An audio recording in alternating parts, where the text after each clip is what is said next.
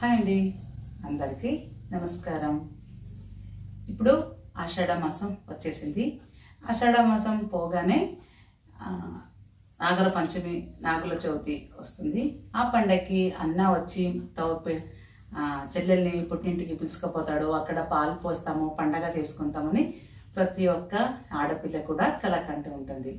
అంటే ఈ పండగని అన్న చెల్లెల పండగ అని కూడా కొంత సైడ్ అంటారు.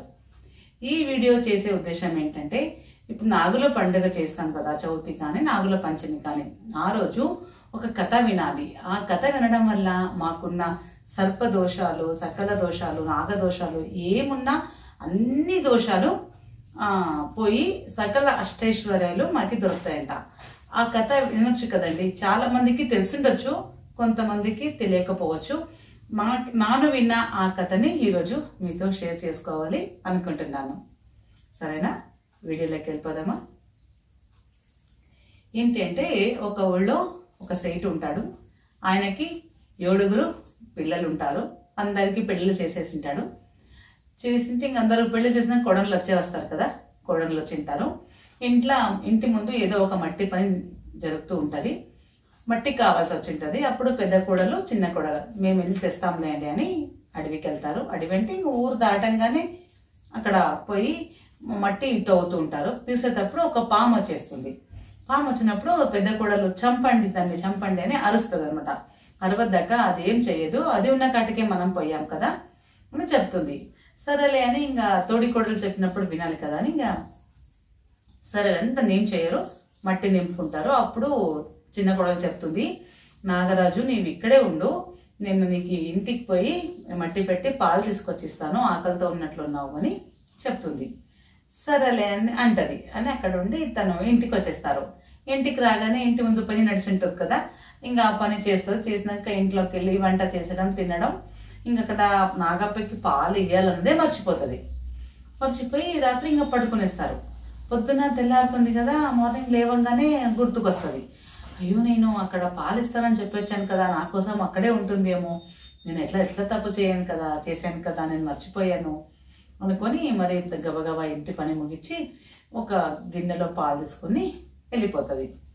వెళ్ళిపోతే అక్కడ పాము బుస కొడుతూ ఉంటుంది.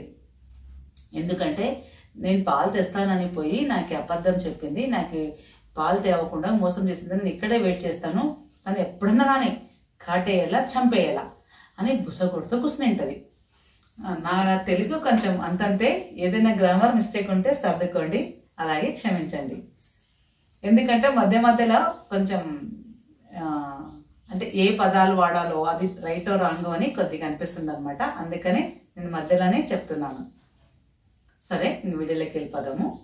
పాము బుస కొడుతూ ఉంటుంది. అప్పుడు తను వస్తుంది. వచ్చి రాగానే, అన్న నేను పాలు తేవడం నిన్న మర్చిపోయాను, పెద్ద తప్పు చేశాను, నాకు పొద్దున గుర్తుకొచ్చింది, నన్ను క్షమించు, నీవు ఆకలితో ఉన్నట్లున్నావు, ఫస్ట్ పాలు తాగు అనేసి పాలు ఇచ్చేస్తుంది. అప్పుడు అది నాగరపాము చెప్తుంది, యాక్చువల్ నాకు చాలా కోపం వచ్చింది, నిన్ను చంపేయాలన్నంత కోపం వచ్చింది, కానీ నీవు నాకు అన్నావు కదా, నాకు కూడా చెల్లరలేరు, అందుకని నా కోపం మొత్తం పోయింది అనేసి పాలు తాగి అది అక్కడ వెళ్ళిపోతుంది. మీ ఇంటికి వచ్చేస్తుంది. కొన్నాళ్ళు అవుతుంది. అయిన తర్వాత నాగల చవితి, నాగుల పంచమి వస్తుంది. వచ్చే ముందు పుట్టింటికి పిలుచుకుపోతారు కదా ఆషాఢ మాసంలో. ఇంకా పెద్ద కోడలు, నడుపు కోడలు, అందరు వాళ్ళ అన్న వాళ్ళు వచ్చి చెల్లెళ్ళంతా పిలుచుకుపోతారు. తనకి ఎవరు లేకుంటారు కదా, తన ఇంట్లోనే ఉంటుంది. అంటే బాధపడుతూ ఉంటుంది, నాకు అన్నం ఉంటే పిలుచుకుపోతుండే కదా మా ఇంటికి అని బాధపడుతుంటుంది. అది ఆ నాగపాముకి తెలుస్తుంది. అప్పుడు అది పాము ఏం చేస్తుంది, తను మనుష్య రూపం వేసుకొని సేటింటికి వస్తుంది. వచ్చి, నేను ఇట్లా దూరపు సంబంధి అవుతాను, నీ చిన్న కొడలకి నేను అన్ననవుతాను, తను చూసలేదు, మా చాలా దూరం ఊరు, చుట్టిరికం కన్నా చాలా దూరం నుంచి అన్న వరుస అవుతానని చెప్పి నమ్మిస్తాడు. ఇంకా తనకు కూడా ఎక్కడికైనా పోవాలి కదా అని ఆశ ఉంటుంది కదా, ఇంకా గబగబా రెడీ అవుతుంది. రెడీ అయ్యి అన్న వెనక వెళ్తుంది. వెళ్ళిన తర్వాత ఖుషిలో ఉంటుంది కదా ఎవరికైనా, పోతుంటుంది. పోయేటప్పుడు ఏమి ఇక్కడ అడగకుండా పోతుంటే అప్పుడు నాగరాజు మరి పాము రూపం వేసుకొని, నీవు ఆ రోజు అన్నావు కదా, ఇప్పుడు అన్న లేడు అని నువ్వు బాధపడుతుంటే నేను చూడలేకపోయాను, అందుకనే ఇలా మనసి వేషం వేసుకొచ్చి నేను పిలుచుకపోతున్నాను మా ఇంటికి, నాగలోకానికి పిలుచుకెళ్తాను, నీవేం భయపడదు, నా తోక పెట్టుకొని నేను పిలుచుకెళ్తాను అని చెప్తుంది. సరేలే అనేసి ఈమె పాము వెనకాల వెళ్తుంది. వెళ్ళి అక్కడ వాళ్ళ అమ్మకి అంత జరిగిందిలా చెప్తాడు. నాకు ఇట్లా చెల్లెలు లేరు కదా, అందుకే పిలుచుకొచ్చాను ఇట్లా అంటే, సరేలే మంచిదే కదా అనేసి వాళ్ళు కొన్ని రోజులు అక్కడ ఉంటుంది. ఉండి ఇంకా పిలుచుకపోవాలి కదా, మరి కొన్ని రోజులు ఎన్ని రోజులున్నా మగనింటికి రావాల్సిందే కదండి. ఇంకా రెడీ అవుతుంది. ఇడిచి వస్తానమ్మా అంటాడు. సరేలే అని ఇంకా అన్నీ కడుతుంటారు, ముత్తు రత్న ఆవిడ ఎవరో ఎంత లేని వాళ్ళ ఇంటికి కూతురు వచ్చినా ఉత్త చేతుల్లో పంపరు కదండి, ఏదో ఒకటి ఇచ్చే పంపుతారు. అలాంటప్పుడు నాగలోకం అది, ఇంకా అక్కడ ఎంత ఉంటుంది, అన్నీ కట్టిస్తారు. కట్టించి వెళ్ళేటప్పుడు ఒక హారం ఇస్తారు. ఈ హారం వేసుకోపోమో మా గుర్తుగా, ఇది నీకు బాగా కనిపిస్తుంది అనేసి హారం మెడలో వేసి పిలుచుకొస్తాడు. పిలుచుకొచ్చి ఇంకా మా అమ్మకి మొగురికి చూడమ్మ చెల్లిని వదిలిపోతానని విడిసి పోతాడు. ఆమె హారం వేసుకుని ఉంటుంది కదా, తోడి కోడళ్ళు అందరు చూస్తారు, ఆహా ఎంత బాగుంది కదా హారం, ఎంత బాగుంది కదా, అందరూ ముట్టి చూస్తారు. అది ఇంటి పక్కల వస్తుంది. ఇంటి పక్కల నుంచి ఇంకా లేడీస్ చెప్పాలండి, ఒక చిన్న వస్తువు కనిపిస్తేనే వదలము, అంత పెద్ద హారం కనిపించినప్పుడు ఇంకా అందరు చెప్తారు, అందరు చూసిపోతుంటారు. ఈ విషయం ఆ చౌకి ఈ చౌకి పడుకుంటా రాణి చౌకి పడుతుంది. అప్పుడు రాణికి హారం ఎలా ఉంటుందో చూడాలి కదా, నేనే వేసుకోవాలి కదా అని దానిపైన మనసు అవుతుంది. అప్పుడు ఆ విషయం రాజుకు చెప్తుంది, నాకు ఆ హారం కావాలి అని అడుగుతుంది. సరేలే రాజు కదా, సరేలే అనేసి పంపుతాడు కబురు సేటింట్లా, ఇట్లా అని చిన్న కొడల దగ్గర ఒక హారం ఉందంట, అది పంపండి అని. ఇంకా రాజాజ్ఞ ఏం చేయలేరు కదా, తను తీసి ఇచ్చేస్తుంది. తీసుకొచ్చి రాణికి ఇస్తారు. రాణి ఇంట్లోకి పోయి రూమ్లో ఇట్లా వేసుకోవాలని వేసుకుంటుంది. వేసుకుంటూనే పాము అయిపోతుంది. అది పాడేసిస్తుంది. పాడేస్తే హారం అవుతుంది, వేసుకుంటే పాము అవుతుంది. భయం అయిపోతుంది ఆమెకు. అప్పుడు ఇంకా రాజు దగ్గరికి వచ్చి ఇలా చెప్తుంది, ఇదేమో మాయావి హారం ఉన్నట్లుంది, వాళ్ళు మాకు మోసం చేశారు, నేను చూస్తే హారం కనిపిస్తుంది, వేసుకుంటే పాము అవుతుంది అని చెప్తుంది. అప్పుడు రాజు కోపం వస్తుంది. వాళ్ళిద్దరిని పిలుచుకోరండి అని సేటుని కోడల్ని అందరిని పిలుచుకొస్తారు రాజసభకి.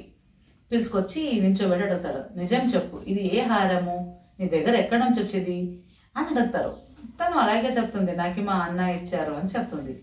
నమ్మరు కదా, ఎవరైనా నమ్మరు కదండి. అలా అప్పుడు ఇంకా నాగ దేవతని ప్రత్యక్ష అవుతుంది. ప్రత్యక్ష అయ్యి మనిషి రూపం తాళి, నాకు ఇలా ఆ రోజు ఏమేమి జరిగింది కదా, మట్టి తానికి పోయినప్పుడు చంపుతామని చంపకుండా పాలిచ్చింది అన్నీ చెప్తుంది.